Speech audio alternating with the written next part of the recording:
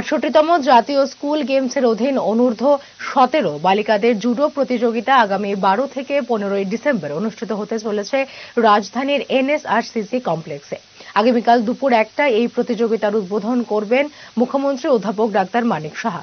আজ সচিবালয়ের কনফারেন্স হলে আয়োজিত এক সাংবাদিক সম্মেলনে একথা জানিয়েছেন রাজ্যের যুব ও ক্রীড়া কল্যাণ দপ্তরের মন্ত্রী টিঙ্কু রায়।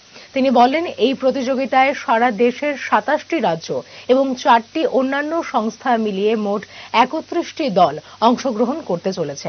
তাদের সাথে ৭১ জন কোচ এবং ম্যানেজার থাকবে। সব মিলিয়ে প্রায় ৩৫০ জন প্রতিনিধি এই প্রতিযোগিতা উপলক্ষে রাজ্যে আসছেন। মন্ত্রী বলেন, পরিকাঠামোগত সব দিক দিয়ে প্রস্তুতি নেওয়া হয়েছে। ইতিমধ্যেই ১৩টি রাজ্যের প্রতিনিধি দল এবং খেলোয়াড়রা রাজ্যে এসে গেছেন। আজ রাতে বাকি দলগুলিও রাজ্যে এসে পৌঁছবেন বলে জানিয়েছেন মন্ত্রী।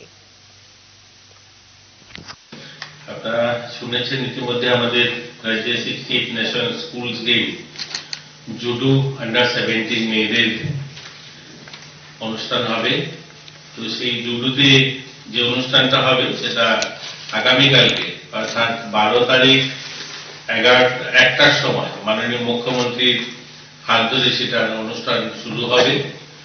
তো সেই অনুষ্ঠানে ইতিমধ্যে আমাদের রাজ্যে যারা এসছেন বা আসবেন, যারা আমাদের কাছে সূচি পাঠিয়েছেন, সেই সংখ্যাটা ২৭টা রাজ্য এবং 4টা অন্যান্য অর্গানাইজেশন, স্কুল বা স্পোর্টস অর্গানাইজেশন 4টা, টোটাল ৩১টা গ্রুপে সেখানে খেলাধুলায় অংশগ্রহণ করবে এবং কোচ এবং ম্যানেজার সেই সংখ্যাটাও ৭১।